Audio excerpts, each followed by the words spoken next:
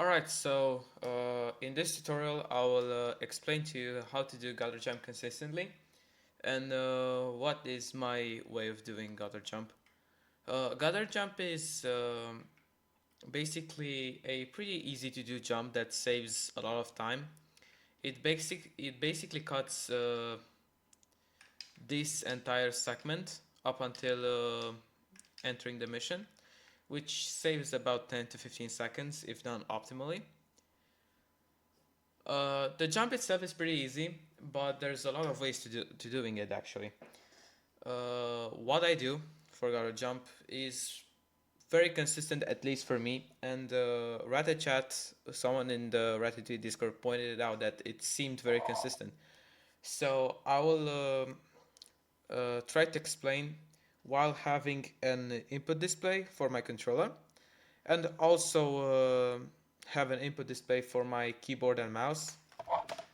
So for those of you who don't know, this will be the buttons for my mouse and keyboard and so on. But first of all, I will do it for the controller. Basically, if you want to hit this jump consistently, you can hit it basically from everywhere as long as your controller works. It's basically this. It's about clipping into it. So Remy does some sort of weird momentum when he holds the sprint button and jumps. And this momentum is enough for Remy to get clipped in between this sort of sewer and the wall. And that gives Remy a bit of height. This trick is also, this mechanic of Remy jumping is also used in 90% for the Deserted Kitchen early. And the same principle goes for this. So if you're not consistent with just going and jumping, you just can align yourself so Remy is in front of this line that I will outline while editing because I do not know how to explain. You just jump, get momentum, and there you go, you clipped. First things first is to learn how to clip. The jump itself is really easy after, but this is where most new runners tend to screw up.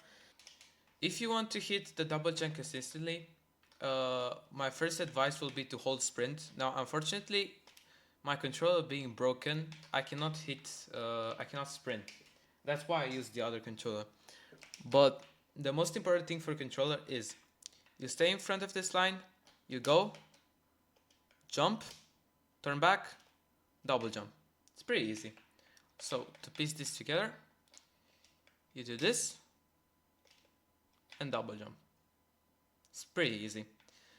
After you're here, some runners tend to run here, but if you want to save more in-game time and be very optimal, my advice for you is to jump here and die. Because if you die, as you can see, you respawn just in front of entering the mission, which saves a lot of in-game time. It saves about 7 seconds of in-game time, and it's technically free time save. You just jump and die. Now that we have to do it with a keyboard, things are a little bit harder, but it goes for the same principles. So you find the right spot, and it's that easy. It's a really easy jump. You just gotta practice a lot and get the hang of it. So it's really just jump here, and it's that simple. It's not a really difficult jump, but it can be really difficult for new runners.